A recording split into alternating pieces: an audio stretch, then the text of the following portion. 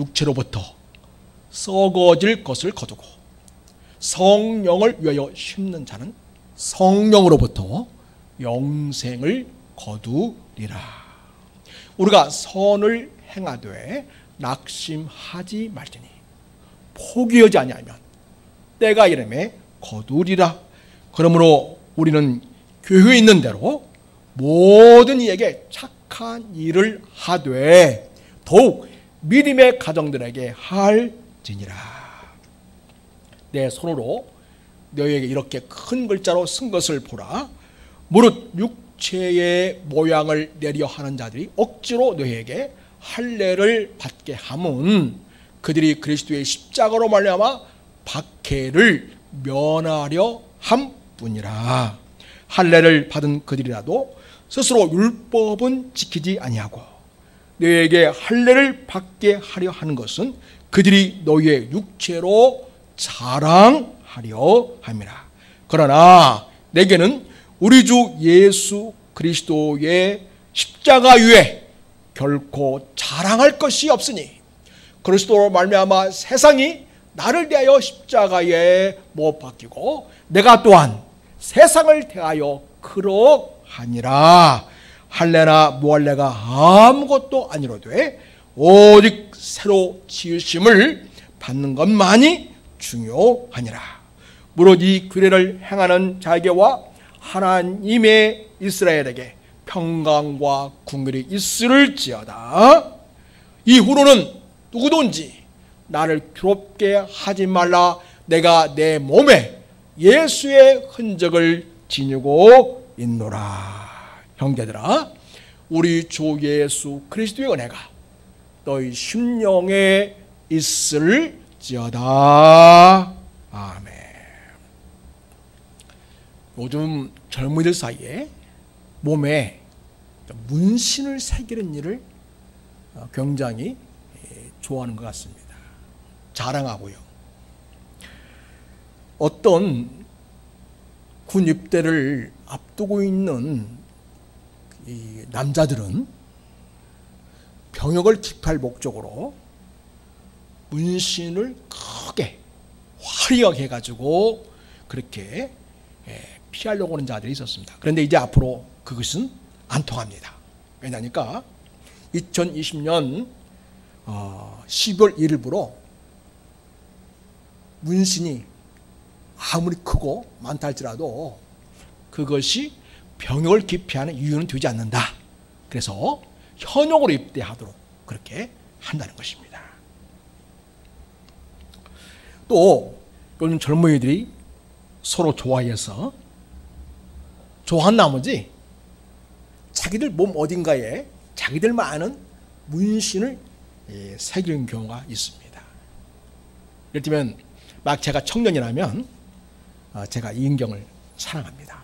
그러면 공인식은 이인경을 사랑한다. 그래가지고 공인식 앞에 KIS 이니셜 쓰고 그 다음에 러브 하트 하나 그려놓고 그 뒤에다가는 이은경 LEK 이런 식으로 요즘 젊은이들이 문신을 새기고 자기들의 연애를 사람들한테 자랑해 보이려는 그런 모습들이 있습니다. 근데 여러분, 이 젊은이들이 연애할 때 이렇게 서로를 좋아하게 돼가지고 문신을 새기기까지 하지만 그러나 결혼까지 그게 순탄하지 않죠. 또 결혼했다 해도 그 이후에 정말 행복한 결혼생활을 계속 유지하느냐, 이건 또 다른 문제가 되겠습니다. 여러분, 만약에 남녀가 뜨겁게 사랑해서 서로 이름을 새긴 문신을 몸에 새겼는데 불가피하게 헤어지게 되었다면 그 다음에는 여러 가지 해결할 일이 있겠지만 그 중 하나가 뭐겠습니까? 자기 몸에 새긴 그 문신, 이 문신을 어떻게 할 거예요? 나중에 다른 남자나 여자를 만났을 때 그 문신을 자랑하거나 보여줄 수는 없는 일 아니겠어요? 그래서 여러분, 나는 우리 청년들이 몸에 뭐 글자를 새기고 모양을 새기고 가능한 그거 안 했으면 좋겠어요. 그런데 굳이 꼭 하고 싶은 마음이 있다면 나중에 문신을 지을 수 있는 것으로 하시기 바랍니다. 그래야 정상적으로 회복할 수 있거든요. 네, 지을 수 없는 문신을 하게 되면 이 보통 일이 아닙니다. 어떤 교회에 반주자가 있었습니다. 이 반주자가 그 교회 부잣집 장로님 아들과 결혼을 하게 되었습니다. 마침내 목사님이 주례하시고 그래서 이제 성스러운 결혼식을 하게 되었습니다. 마침내 결혼식 날이 되었습니다. 피아노 반주가 울려 퍼집니다. 딴딴따단 딴딴따단. 자, 이제 하객들이 다 일어나가지고 가장 예쁘고 아름다운 이 신부를 맞이하게 됩니다. 여러분, 그런데 아뿔싸 행진한 도중에 그 신부의 웨딩 드레스가 흘러내린 것입니다. 그러니 신부의 그 등판이 훤히 드러나 보이게 된 것입니다. 목사님이 주례하죠. 교회 반주자가 그 장로님 아들과 결혼하죠. 그러니 대부분 하객들이 어떤 사람들이겠습니까? 대부분 다 교인들이겠죠. 그런데 그 신부의 등판에 큼직한 문신이 새겨졌는데 그게 뭐였냐면 불상이었습니다. 성도들이 하객들이 다 깜짝 놀랐습니다. 여러분, 이게 결혼식 제대로 되었겠어요? 나중에 한 일이지만 더 큰 문제가 있었습니다. 이 반주자 자매는요, 자기가 알고 지낸 언니와 성적인 교제를 나누는 동생 연애자라는 것을 알게 되었어요.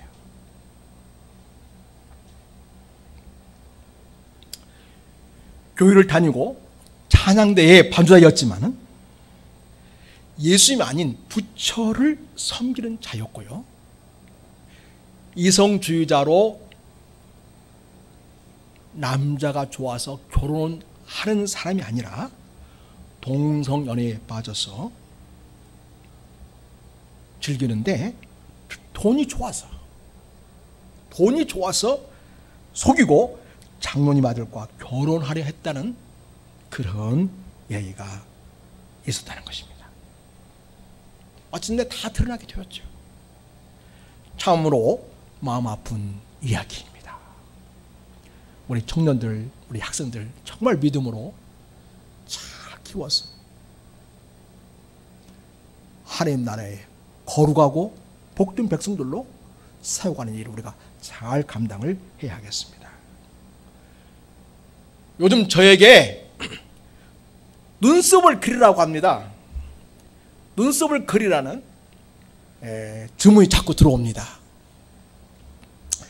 눈썹 문신을 하라는 것이죠. 사실 제 눈썹이 몇 개 안 남아가지고 지금 눈썹 문신을 해야 하나 고민 중에 있습니다. 사랑하는 여러분, 우리에게는 꼭 있어야 할 문신이 있습니다.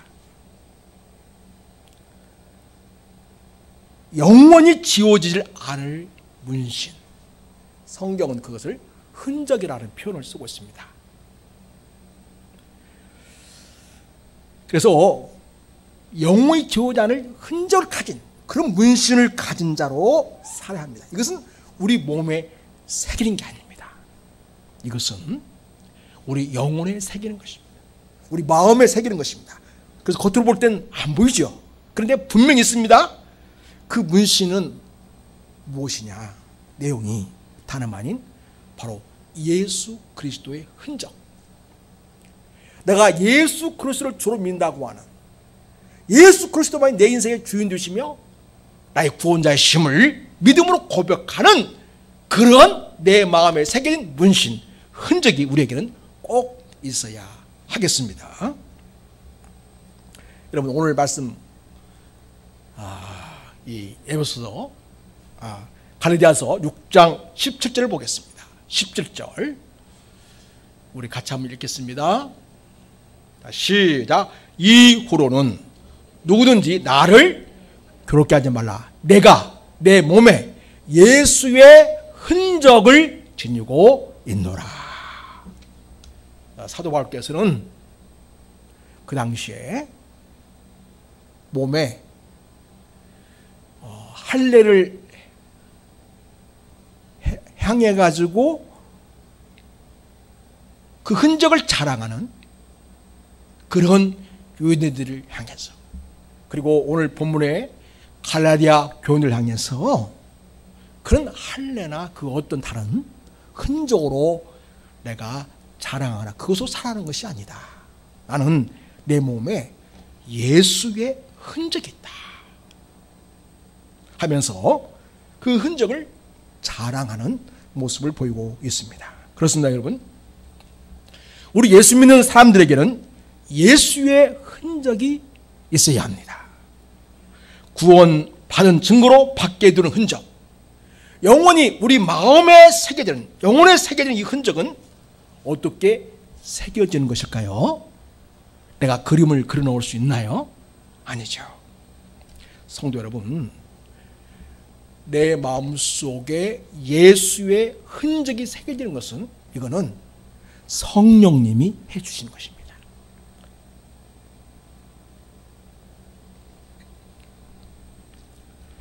에베소서 1장을 보겠습니다. 1장 13절 말씀을 봅니다. 우리 같이 한번 읽겠습니다. 앞에 보시고 천천히 읽겠습니다. 시작. 그 안에서 너희도 진리의 말씀 곧 너희의 구원의 복음을 듣고 그 안에서 또한 믿어 약속의 성령으로 인치심을 받았으니 이는 우리 기업의 보증이 되사 그 얻으신 것을 속량하시고 그의 영광을 찬송하게 하려 하심이라. 어떻게 우리 영혼에, 우리 마음에 예수의 흔적이 새겨지는가 하면, 먼저는 진리의 말씀, 그러니까 구원의 복음이죠. 이걸 듣고서 그 복음을 믿는다는 거죠. 그 믿음을 통해서 우리 성령 하나님이 우리를 인쳐주신다는 거예요. 인친다는 것은 도장을 찍는다는 말이거든요. 그러니까 성령님이 우리 마음속에 너는 예수의 사람이다, 너는 예수의 종이다, 너는 예수 그리스도를 주와 구원자로 믿는 하나님의 사람이다라고 하는 도장을 내 영혼에, 내 마음에 꽉 찍어준다는 것입니다. 내가 예수님 주와 구원자로 믿는 그 믿음을 보시고 성령께서 우리 마음속에, 우리 영혼에 너는 하나님의 자녀다, 너는 예수의 사람이다 라는 도장을 꽉 찍어준다는 거죠. 이게 바로 구원의 인치심이라는 것입니다. 성령님이 너는 하나님의 자녀다, 너는 구원받았다, 이 도장을 내 마음에, 내 영혼에 꽉 찍어준다는 것이죠. 이게 진짜 우리가 가져야 할 문신이고 흔적입니다. 그래서 성령을 통하여 인침받음으로써 우리는 예수의 흔적, 예수의 사람이라고 하는 그러한 증거를 갖게 됩니다. 우리 예수 그리스도의 속량하심, 우리를 죄에서 건져주시고 구원해 주신 그 놀라운 역사를 통해서 우리는 성령으로 말미암아 인치심을 받고 하나님의 자녀가 되어 그 주님의 영광을 찬송하는 자로 살게 하려 하신다고 말씀하시고 있습니다. 이렇게 여러분, 우리가 예수의 흔적을 우리 몸에 새기고 산다는 것, 이것은 다른 말로 하면 십자가를, 예수님을 믿음으로써 우리가 짊어져야 할 십자가를 몸에 새기며 사는 것을 말합니다. 그런데 여러분, 유대인들은 자기 몸에 문신을 새겼습니다. 타투를 새겼습니다. 다시 말해서 남자들은 난 지 8일 만에 유대인은 다 할례를 받았죠. 이 할례가 바로 문신이고 말하면 유대인의 증표였던 것입니다. 그리고 유대인들은 그걸 자랑하는 거예요. 그것만 있으면 하나님의 자녀로 당연히 구원을 받고 당연히 죄에서 해방되는 줄로 알았다는 것이죠. 그런데 우리 육신에 무슨 할례나 문신을 새겼다고 해서 결코 구원이 되지 않는다는 것입니다. 우리가 율법을 준수하는 데 있어서 무슨 할례를 행하고 또 절기를 지키고 무슨 또 헌금을 하고 그거는 우리가 다 하는 것이지만은 그러나 그것 자체가 우리의 구원의 조건이 되지 못하지. 우리가 하나님의 자녀가 되어 구원받게 되는 유일한 조건은 무엇입니까? 예수님을 나의 구원자요 주로 믿는 것입니다. 그 믿음이 있을 때에 우리는 하나님의 자녀라고 하는 증거를 얻게 되고 우리는 하나님의 자녀로 구원을 받아 누리게 됩니다. 그런데 유대인들은 자기 몸에 할례가 있다고, 할례의 증거가 있다고 하면서 그것을 증거로 하여 마치 그것이 구원의 조건이 되는 것처럼, 자기가 유대인이고 자기들은 율법이 있기 때문에 그 자체가 자기들 구원의 조건이 되는 것처럼, 만족시키는 것처럼 그렇게 착각하고 있었다는 것입니다. 그러나 오늘 바울 사도께서는 분명히 말합니다. 그 인간적인 어떤 육신의 흔적을 새긴다는 거, 할례를 행한다는 거, 이런 것들이 결코 하나님의 자녀가 되는 조건이 될 수가 없다. 오직 믿음으로, 오직 예수 믿는 믿음을 통해서만 구원을 받고 그것이야말로 성령이 인쳐주시는 인침, 흔적이 된다고 이야기해 주시고 있습니다. 유대인 중에 예수 믿는 사람이 있어요. 근데 다시 그들이 할례를 받으려고 하고 있다면 왜 그러냐 하면 그 당시 예수 믿는 사람에게는 핍박이 있었거든요. 유대인들부터 다 같은 동족으로부터 엄청난 핍박을 받았어요. 또 로마인으로부터 엄청난 핍박이 오게 될 위험이 있거든요. 그걸 피하기 위해서 사람들이 할례를 받는 일이 있었다는 것입니다. 또 어떤 사람은 그거를 자랑하려고, 자기 유대인임을 자랑하려고, 그렇게 해서 자기가 유대인이라는 것을 드러내려고 할례 받으라고 하는 사람이 있었다는 것입니다. 근데 할례 받은 사람들이라도 13절에 오니까 율법은 지키지 않으면서, 하나님의 말씀을 온전히 지키지 않으면서 그 율법 중에 하나인 할례만은 지키고 마치 다 지킨 것처럼 그렇게 자신 스스로 속이면서 할례를 받아야 한다고 주장하는 사람이 있다는 것입니다. 이것이 갈라디아 교인들에게 주어진 믿음의 시험이 되었던 것입니다. 그래서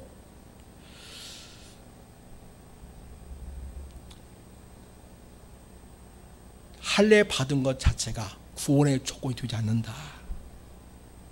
유대인으로서 할례 받은 것 자체가 결코 하나님 앞에 자랑이 될 수가 없다. 바울이 이야기를 하고 있습니다.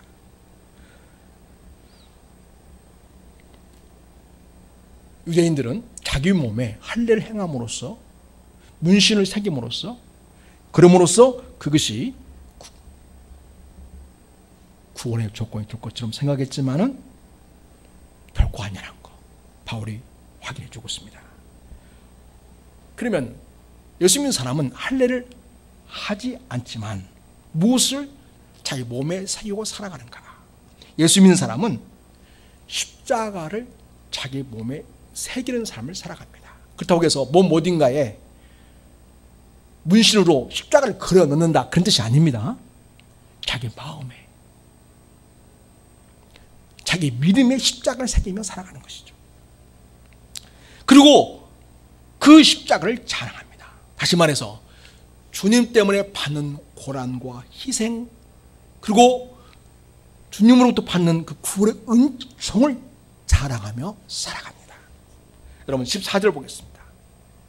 14절 15절 우리 같이 한번 읽겠습니다. 앞에 보시고 자 시작. 그러나 내게는 우리 주 예수 그리스도의 십자가 외에 결코 자랑할 것이 없으니 그리스도로 말미암아 세상이 나를 대하여 십자가에 못 박히고 내가 또한 생을 대하여 그러하니라. 자 여러분 뭘 자랑한다고요? 그리스도의 십자가만 자랑한다는 거죠. 왜? 그 십자가를 통해서 내가 하나님의 자녀가 되었고 구원받을 수 있었고 하나님의 자녀로서 어마어마한 은총을 누리며 살게 되었기 때문입니다. 자, 그 다음에 이러면 계속 그 성경 말씀 보여주세요. 자, 그리스도의 십자가 위에 결코 자랑할 것이 없으니 그리스도로 말미암아 세상이 나를 대하여 십자가에 못 박히고 내가 또한 생을 대하여 십자가에 못 박혔다 이렇게 표현하고 있어요. 세상이 나를 대하여 십자가에 못 박히고 내가 또한 세상을 대하여 그러하니라. 이게 무슨 말이냐면 세상이 나를 예수 믿는 자에게 살지 못하려고 별의별 박해와 고난과 시험과 유혹을 준다 해도 나는 그것과 상관이 없다는 거죠. 결국 세상이 나를 어찌하지 못하게 된다는 거죠. 또한 아무리 그런 유혹과 핍박이 와도 나는 그런 것에 흔들리지 않는다는 뜻을 이야기하고 있습니다. 그래서 세상에 지어받지 않고 나 또한 세상을 추구하지 않는 그런 삶의 결정과 선택을 통해서 나는 오직 예수 그리스도만 선택하는 삶을 산다. 이런 믿음의 고백을 하고 있는 것입니다. 세상의 수많은 유혹과 핍박과 환난과 능욕을 받는 그런 일이 벌어진다 할지라도 예수님 때문에 당하는 그런 고난이 있다 할지라도 나는 결코 십자가 예수님을 포기하지 않겠다라는 신앙 고백입니다. 그게 바로 우리가 가져야 할 여러분 진정한 흔적이고 바로 예수 그리스도를 믿는 십자가 흔적이 되겠습니다. 할례나 무할례가 아무것도 아니로 그러니까 유대인으로서 할례를 받든지 안 받든지 그렇게 중요한 게 아니라는 거죠. 구원의 은총을 누린 거는 아무 상관이 없다는 거죠. 그럼 뭐가 중요하냐? 예수 그리스도를 믿고요 오직 새로 지으심을 받는 것만이 중요하니라. 여러분 우리가 완전히 새로운 인간이 될 수 있는 유일한 길은 무엇입니까? 예수 그리스도를 주로 믿고 성령이 내 안에 오심으로써 나는 완전한 새 사람이 되는 것이죠. 예수를 믿는 믿음을 통해서 우리는 새로운 사람이 되는 것입니다. 우리는 더 이상 세상 사람이 아니고 하나님 나라 사람, 하나님의 백성, 예수의 제자가 되는 것입니다. 이것만이 진정 중요하다는 것입니다. 돈이 많고 적고 중요하지 않습니다. 공부를 많이 하고 적게 하고 중요하지 않습니다. 명예가 있고 없고 중요하지 않습니다. 세상의 경력이 화려하고 그렇지 않고 여러분 이것 또한 중요하지 않습니다. 여러분 이 생에 사는 동안 우리 인생에서 가장 중요한 것은 무엇입니까? 예수 그리스도를 믿고 우리가 새로 지으심을 받는 것. 다시 말하면 새로운 하나님의 사람으로 태어나는 것. 이것이 제일 중요합니다. 이것이 없다면 이제 그 어떤 이상의 그 어떤 조건도 가진 것도 다 무용지물입니다. 다 없어질 것이고 사라질 것이고 쇠퇴할 것이고 하나님의 심판에 의해서 없어질 것들이 됩니다. 자 그러면 바울사는 어떠했는가? 바울 사도는 어떤 흔적을 그 몸에 지니고 살았는가라는 것입니다. 바울에게는 문신, 타투가 있었습니다. 그래서 바로 십자가라는 문신이 있었는데, 뭐 그림으로 그리는 것이 아니라 예수 그리스도의 복음을 전하는 과정 속에서 수많은 핍박과 환난과 어려움이 있었지만 그 모든 것을 감당함으로써 내 영혼에, 내 마음에 새겨지는, 바울의 영혼과 바울의 마음에 새겨지는 진정한 그리스도의 십자가가 그 안에 있었다고 하는 것입니다.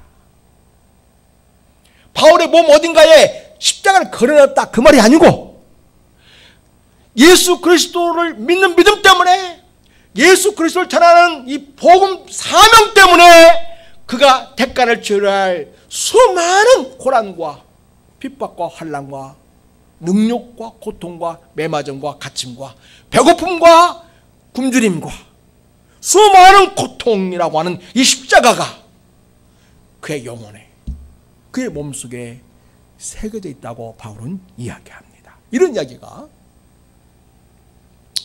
고린도후서에 많이 나오고 있는데요, 4장과 5장에도 일명 고난의 목록이라는 이름으로 우리가 이렇게 부르고 있습니다. 그런 고난에 대해서 나오고 있고요. 우리가 이제 저와 여러분이 함께 볼 것은 고린도후서 11장에 나오고 있는 바울의 흔적, 믿음의 흔적, 몸에 새겨지고 있는 진정한 십자가의 흔적을 우리가 보도록 하겠습니다. 자, 보여주십시오. 고린도후서 11장입니다. 16절부터 보겠습니다. 내가 다시 말하노니 누구든지 나를 어리석은 자로 여기지 말라. 만일 그러하더라도 내가 조금 자랑할 수 있도록 어리석은 자로 받으라. 여기서 여러분, 일반 그 당시에 교회 와가지고 거짓 선지자, 거짓 선생들이 뭘 자랑했냐면, 유명한 사람의 추천서, 그런 걸 자랑했어요. 예를 들면 요즘 말로 하면 좋은 대학에 나오고 자기는 누구 문화생이고 이런 인간적인 것들을 많이 자랑했어요. 그러나 그들에게는 복음을 위해서 헌신하고 수고하고 복음 때문에 받는 고난이나 핍박이라는 것은 없었던 것입니다. 그래서 바울은 인간적인 것들로 마치 그것이 교회에서 무슨 좋은 경력이 되는 것처럼, 자랑거리가 될 것처럼 말하고 있는 이 거짓 선생들, 거짓 교사들, 거짓 선지자들에 대해서 단호하게 이렇게 말한 것입니다. 너희들이 그런 걸 자랑한다고? 인간적인 것들을? 너희들이 자랑한다니?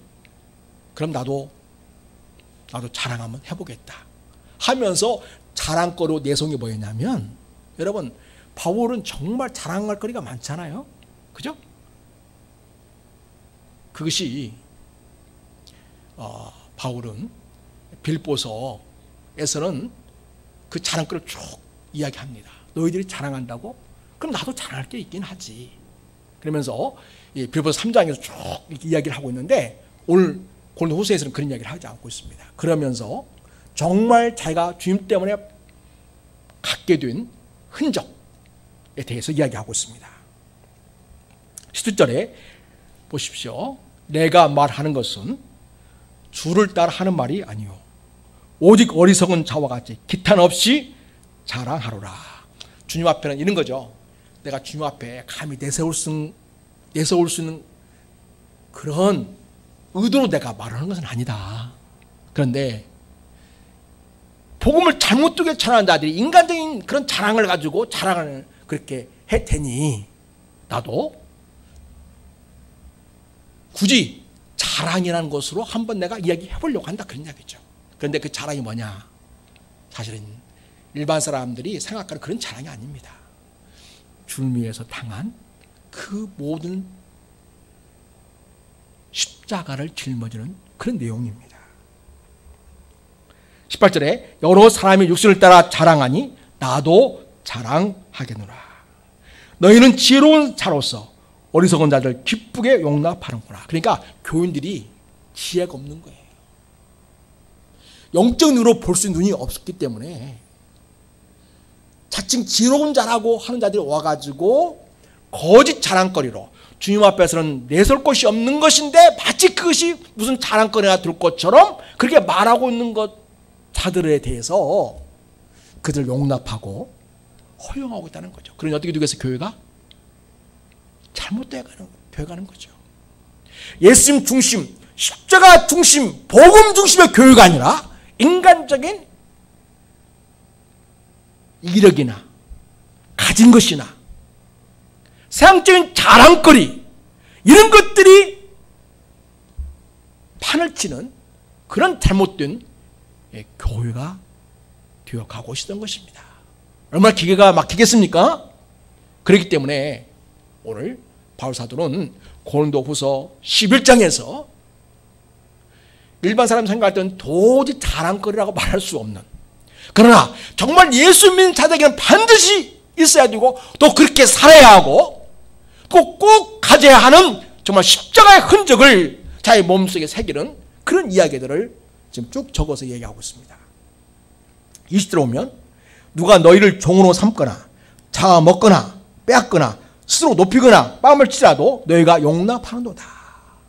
그러니까 잘못된 교사, 잘못된 선지자, 잘못된 목회자가 와가지고 교회를 정말 요즘 말로 막 깽판 치고 있는데, 교회를 잘못되게 하고 있는데 그거를 영적 분별력이 없기 때문에, 복음에 대한 분명한 지식과 확신이 없기 때문에, 영적 분별력이 없기 때문에 그들 용납하고 허용함으로써 교회가 엉망이 되어버리는 이런 상황에 대해서 바울이 굉장히 걱정하고 염려하고 있는 그런 내용이 되겠습니다.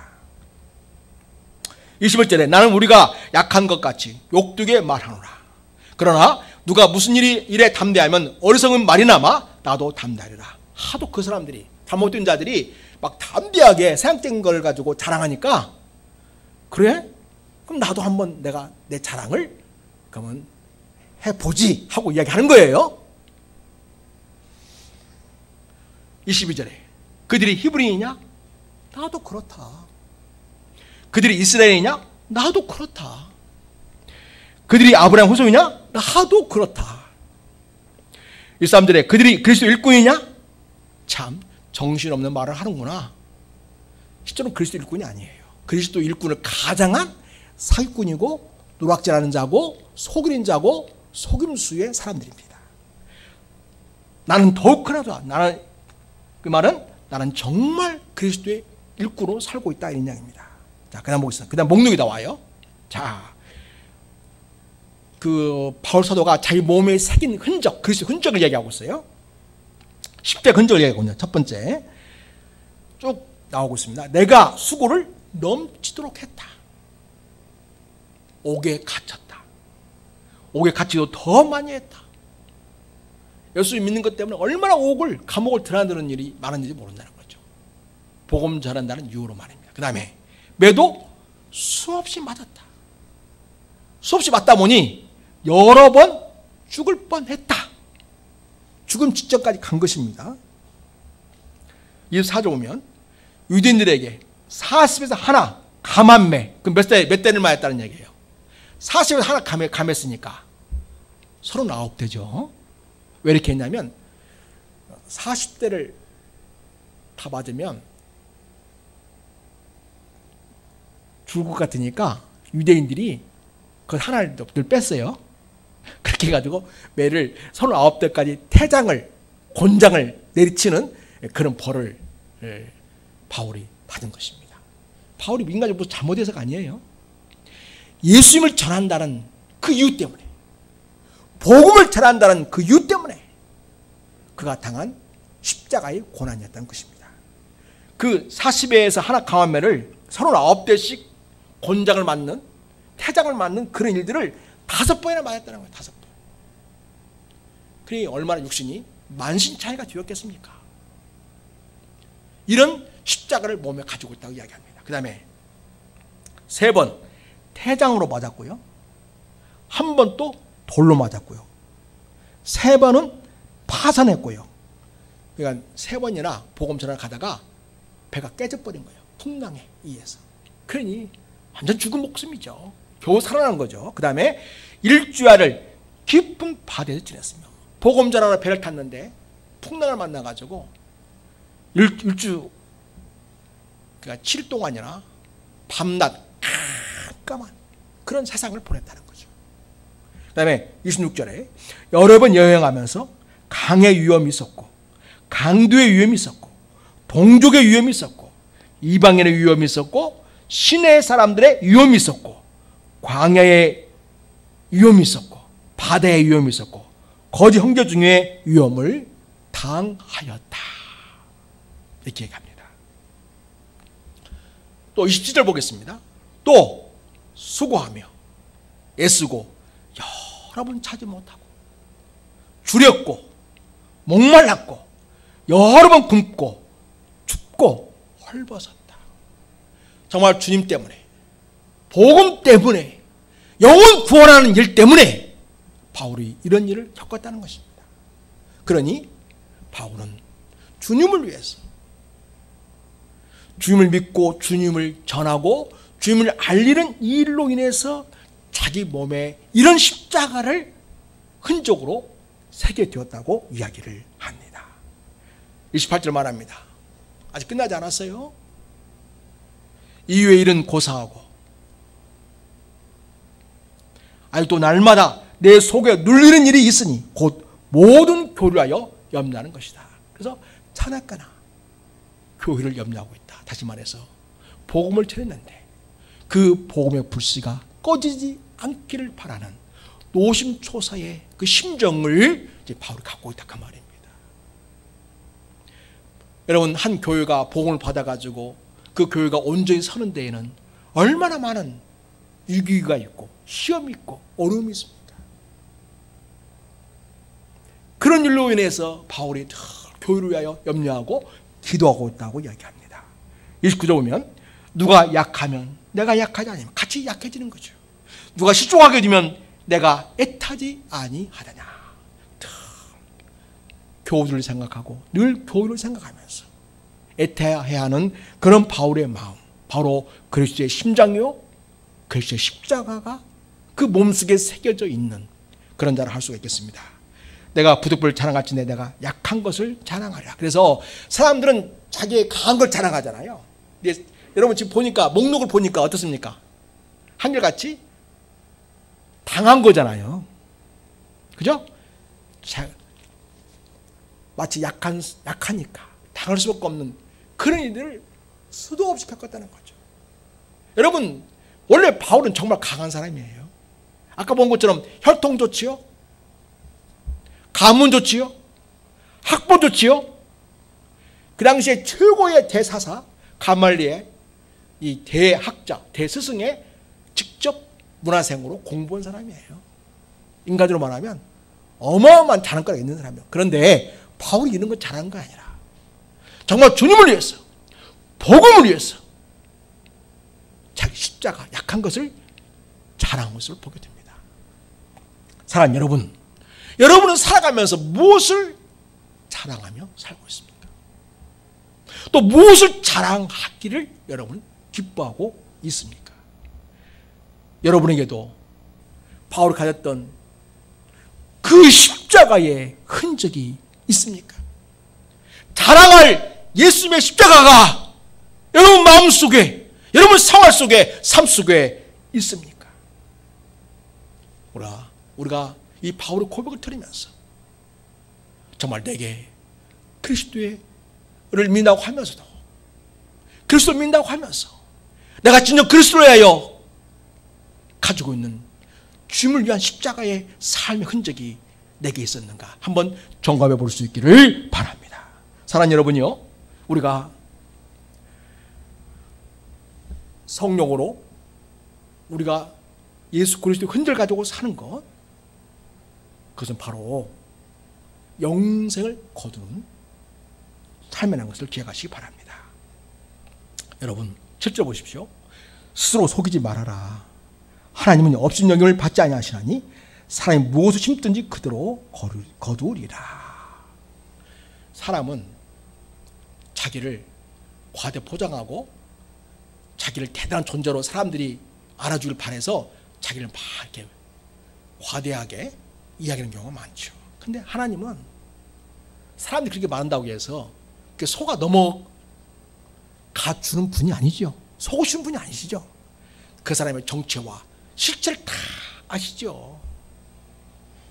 그래서 8절 오면 자기 육체를 위하여 심는 자는 육체로부터 썩어질 것을 거두고 성령을 위하여 심는 자는 성령으로부터 영생을 거두리라. 그러니까 오직 육신의 만족과 세상적인 성공과 영화만을 위해서 사는 자들은 결국 썩어질 육신만이 될 뿐이죠. 결국 하나님의 심판 앞에 서게 될 것입니다. 그러나 예수 그리스도를 주로 믿고 구원자로 믿고 정말 성령을 통해서 그리스도의 복음을 심고 이 땅에 하나님 나라를 이루고 예수님 때문에 바울처럼 그 숱한 고난과 핍박과 환난과 능력과 배고픔과 죽고 배고프며 떨며 갇히며 파산하며 이런 많은 일들, 다시 말해서 한마디로 하면 주님 때문에 당하는 십자가의 고난, 내가 예수님 때문에 얼마든지 이전에는 편하게 살 수도 있고 누리며 살 수 있었지만 내가 주님을 믿는 다음에는 그것이 중요하지 않고 정말 주의 몸된 교회가, 이 몸이 교회가 든든히 서길 바라고 온 세상에 복음을 전해질 바라고 성도 하나가 믿음으로 굳건히 서길 바라고 모든 성도가 주님의 사랑 안에서 하나 되길 간절히 바라는 그런 마음이 너무 간절하기 때문에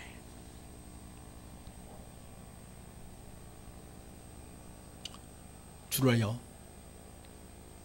날마다 살고자 하는 열망을 가지고 내 삶을 주님 앞에 드리는 그런 삶, 그런 삶이야말로 정말 성령으로 심는 삶이라는 거죠.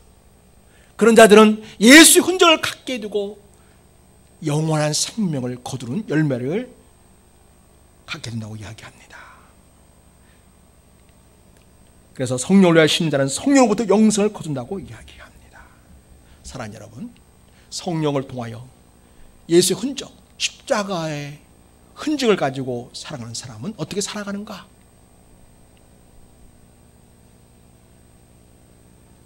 구절 보니까 선을 행합니다. 어떤 사람은 구원받았다고 다 됐으니까 나는 이제 아무렇게 살아도 되지? 절대 그것은 하나님의 뜻에 맞지 않는 이야기입니다. 우리가 여러분 구원은 거저 받지요. 그때에서 아무렇게나 살아도 구원을 받는 것인가?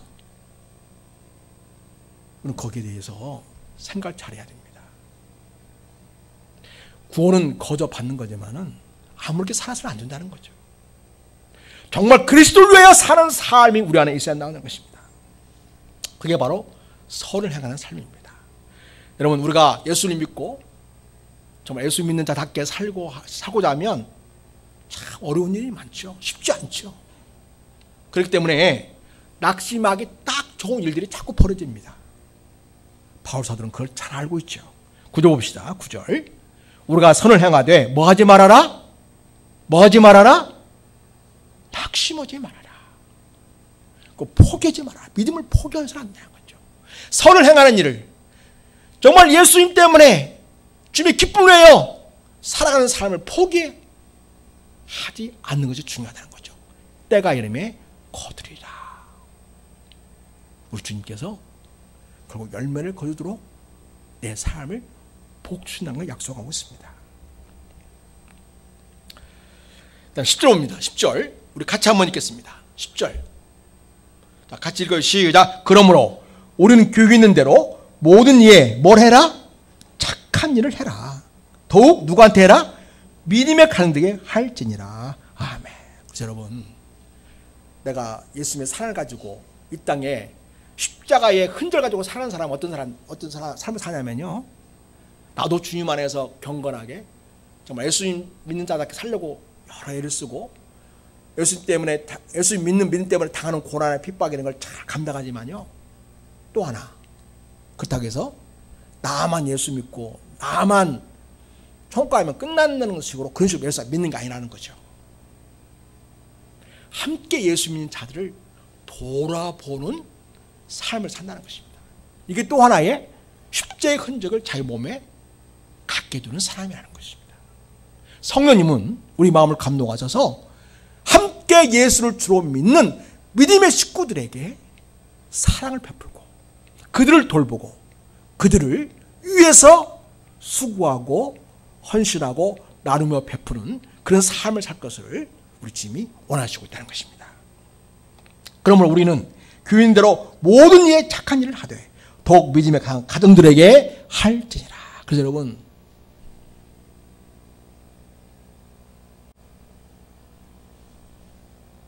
나 예수 잘 믿고 우리 가정의 식구들 예수 잘 믿고 복 받고 잘 사는 것도 중요하지만 정말 복 받는 사람이 뭐냐? 함께 신앙생활하는 믿음의 사람들을 돌아보라고 이야기합니다. 나 혼자만의 믿음이 아니라 함께 신앙생활하고 있는 옆에 사람들을 돌아보고 그들에게 용기와 격려와 사랑과 사랑의 섬김을 해주라고 이야기합니다. 그것이 바로 성령의 감동을 통하여 우리 몸에 십자가의 흔적을 갖게 되는 삶이라고 우리에게 가르치고 있다는 것입니다. 사랑하는 여러분, 먼저 교인은 내로 모든 이에게 착한 일을 하되 더욱 믿음의 가는 데 하라고 하지 않았습니까? 더욱 믿음의 가는 데 하라. 그래서 여러분, 먼저는요, 우리 가족들한테 잘해야겠죠. 우리 가족들에게. 여러분 살아가면서 내가 예수를 믿는다고 하는 것은 내 식구들에게 예수님 사랑의 흔적을 남기는 삶을 살아내는 것입니다.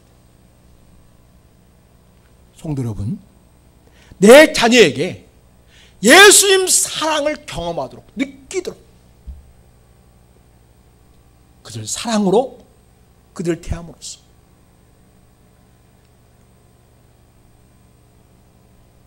여러분이 사랑의 흔적을 갖게 되기를 바랍니다. 내 자녀에게 사랑의 흔적을 남기는 삶을 사시기를 바랍니다. 또한 성도 여러분, 부모님이 살아 계십니까? 그러면 그 부모님께 잘 하십시오. 그 부모님께 예수님 사랑의 흔적을 남기는 삶을 이루어 가시기 바랍니다. 지난주 이번 주 참 우리 마음 아픈 일이 있었죠. 전남 완도에 그 조윤아라는 어린이 가족이 차를 타고 가다가 이게 사고인지 사건인지 모르겠지만 어쨌든지 바닷속으로 빠져가지고 온 일가족이 죽게 되는 일이 있었습니다. 그 아빠를 추적해서 보니까 이 사람이 빚이 좀 많아요. 한 2, 3억 정도의 빚을 짓고 있는 것 같습니다. 그 빚에 눌려가지고 우리 식구들이 나 때문에 빚 때문에 고생하고 인간적이지 못한 그런 삶을 살게 하느니 차라리 가져 죽는 것이 내 가족을 위한 일이겠다. 이렇게 생각한 것 같아요. 여러분, 옳은 생각이에요? 아닙니다. 결코 옳지 않습니다. 여러분, 가족은 내 소유가 아니에요. 모든 내 가족의 생명의 소유권은 누구한테 있습니까? 주권은 하나님의 것입니다. 하나님의 것이에요. 내 아내는 내 것이 아니에요. 하나님의 것입니다. 내 자녀는 내 것이 아닙니다. 하나님의 것입니다. 내가 이렇게 저렇게 할 그 생명을 어찌해야 할 그런 주권이 나한테 없습니다. 권리가 없다 이 말이에요. 그러면 마음을 달리 먹어야겠죠? 내가 빚을 수억 졌지만 이 모든 상황 속에서 내가 어떻게 해야 진짜로 가족을 위한 일일까? 다 같이 죽는 게 가족을 위한 일이 아니고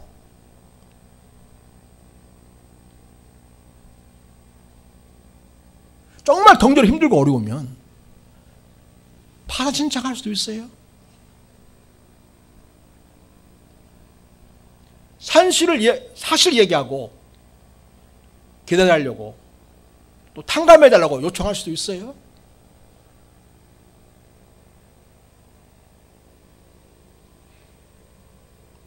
그리고 여튼 살아남아 있으면 빚을 다시 갚을 수도 있고, 또 이런 위기 상황이 있긴 하지만 다음 기회에 가족들을 위해서 정말 행복하게 살 수 있는 많은 기회가 주어지는데, 지금이 전부라고 생각하고 우리 인생 다 끝났다, 우리 가정은 다 끝났다, 이렇게 생각하는 것이 큰 문제입니다. 그분의 심정이 오죽하겠지만은 어찌 우리가 다 해낼 수 있겠습니까마는, 그러나 우리가 믿음의 관점에서 볼 때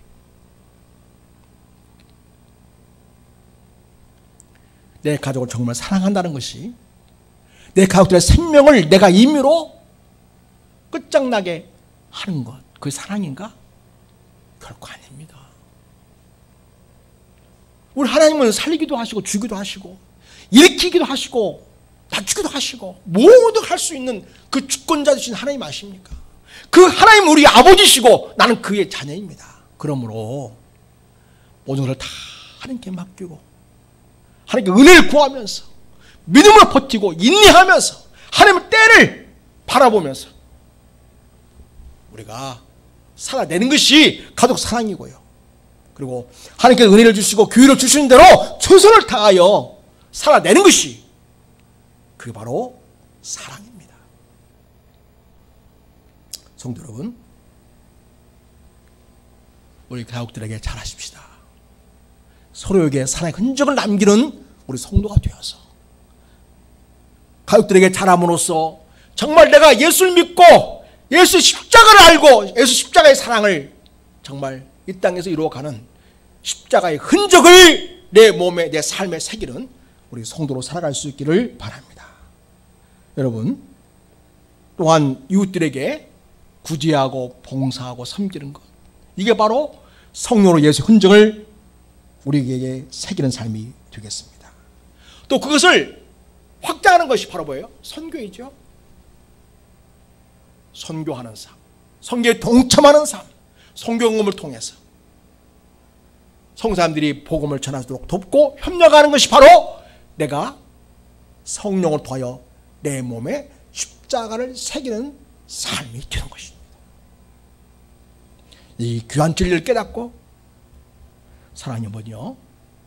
우리가 하나님의 자녀로서 경건하고 거룩하고 복된 삶을 살 뿐만 아니라 우리 가족들에게 잘하고 또 우리 믿음의 식구들에게 잘하고 그렇게 또 이웃들에게 잘함으로써 예수의 흔적을 남기는 우리가 될 수 있기를 바랍니다. 그 예수를 좀 믿는다고 하면서요, 어려울 때는 그렇게 기도하고 어려울 때는 그렇게 같이 옆에 해외 형제 자매들하고 함께 기도 제목도 나누고 또 사랑을 나누고 그렇게 했던 분들이 돈이 조금 생기면은 예수 믿는 사람은 교제 안 해요. 예수 안 믿는 사람도 교제해요. 돈 많은 사람들하고 권력 있는 사람들하고.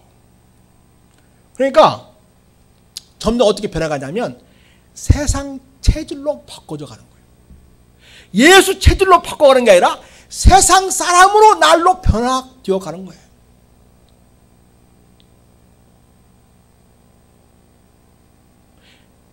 어려울 때는 그래도 같은 믿음 식구들에게 돈을 썼어요. 커피 한 잔도 사고 같이 뭡니까? 꽁보리밥도 먹고 국수도 먹고 이 교제를 했단 말이죠. 돈이 많아지니까 시시하게 이제 교인들하고 상대하고 싶지 않은 거예요. 폼나게 맛있는 거 먹고 멋지게 골프도 치고 세계여행도 같이 지내면서 유랑하면서 지내고 싶은 거예요. 그러니까 예수 믿는 형제 자매가 돈을 안 써요. 웃기죠? 어려울 때는 함께 기도하면서 작은 것을 함께 나누면서 이렇게 사랑의 교제를 하더니 좀 먹고 살만하고 돈이 좀 있게 되니까 이제는 예수 믿는 사람하고 상종 안 하고 예수를 모르고 살아가는 이 세상 사람들하고 친해지면서 그 사람들이 다 돈을 펐어요. 많은 돈을 아낌없어요. 그 사람들한테는. 그리고 세상 사람 되어가고 세상판으로 즐기며 살아가는 안타깝게 이를 데 없는 교인들이 있습니다. 우리 성도들은 그런 성도가 되지 않기를 바랍니다. 하나님 왜 내게 물질 주셨는가? 왜 하나님은 내게 풍성한 물질을 허락하셨는가?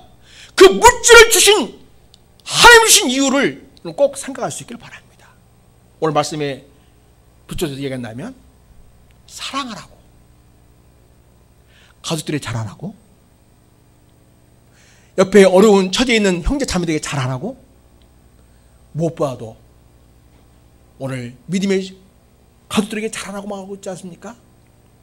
함께 신앙생활하는 교우들에게 돈 쓸 줄 알아야 돼요.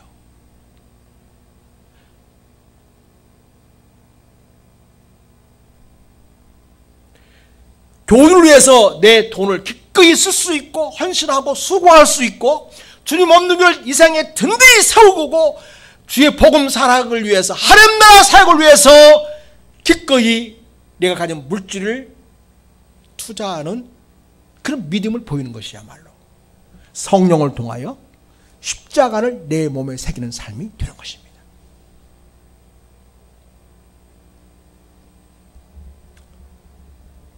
사랑하는 여러분, 여러분은 생각하십시오. 하나님이 무엇을 위해서 내게 돈을 주셨는지, 또 나는 지금 무엇을 위해 돈을 벌기를 원하고 있고 잘 되기를 바라고 있는지 생각하시기 바랍니다.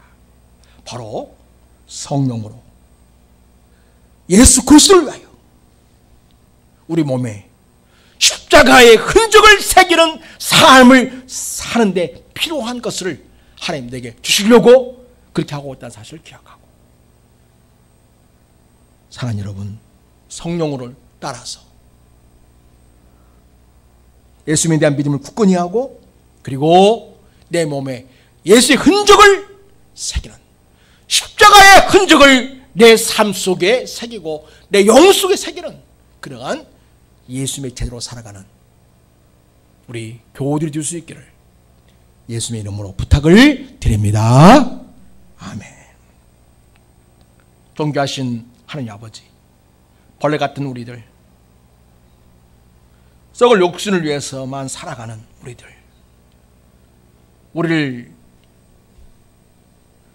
그런 우리들을 위해서 주님께서 십자가를 죽으셨고, 그런 우리들을 새로운 피조물로 만드셔서 하나님을 예배하고 하나님의 영광을 위하고 이웃을 사랑하고 함께 신앙생활하는 지체들을 위하며 살아갈 수 있는 복된 존재가 되게 하신 것을 감사드립니다.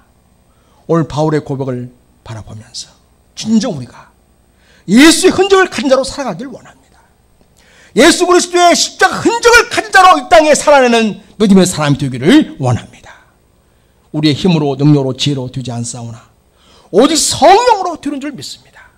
성령을 통하여 성령의 감동과 임재와 그 능력과 지혜를 따라서 순종함으로써 우리 예수님의 복음을 위해서, 예수의 사랑을 세상에 경험케 하는 통로로 쓰임받는 삶을 위해서 우리가 살아가게 도와주시옵시고, 그럼으로써 진정 이 세상 속에서 그리스도의 흔적을 남기는 사람, 십자가의 흔적을 새기는 사람으로 살아가는 우리 교우들이 되게 해 주시옵소서.